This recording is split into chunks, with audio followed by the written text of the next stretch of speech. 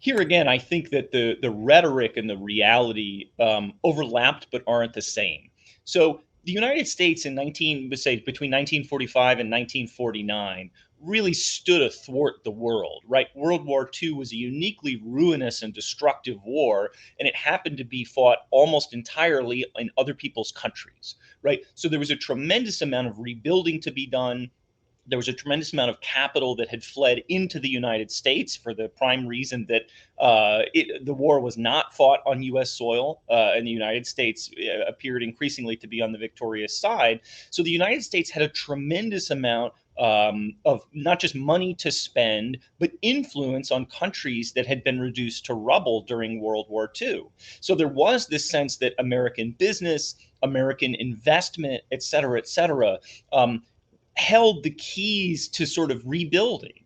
And that was something that, again, allowed the government and business to work hand in hand in many cases, and in countries where that was welcomed tremendously. And I think, even by 1960, you could see a tremendous amount of change if you look, for example, at Western Europe. Western Europe was in a fundamentally different place in the 1960s than it was in the early 1950s. But American elites liked that influence and they liked that control that they had won over their allies' foreign policies. And so I think that sort of became this inertial force that in 2021, today, we still like being at the center of European security, despite the fact that by every measure, by economics, by military, the Europeans could secure themselves. And part of that is just inertia, right? Things that have been going on for 70 years are likely to continue to go on. And part of it is that big chunks of the American foreign policy establishment, in that trade off between burden sharing and control, tend to favor control. They tend to like having outsized influence, even at the expense of sharing burdens more fairly. And so I think that is something not just that Trump rhetorically tapped into, but that is going to be an ongoing consideration going forward.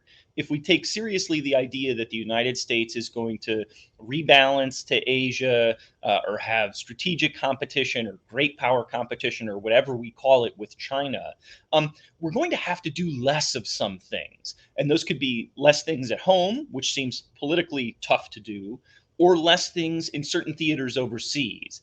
And I think the early signs from the Biden administration and certainly the signs from the Trump, Obama, and Bush administrations are that they have a very, very difficult time getting the foreign policy bureaucracy, getting the politics of these things to shift. And I think that's going to be the ongoing struggle for this administration and probably for the next administration, is to say, you know, if everything is important, nothing is important, right?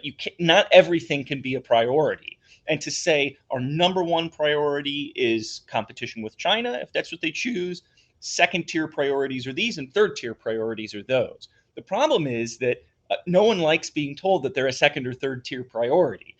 So this is something that the American establishment is really going to have to figure out if they intend to make any prioritization at all.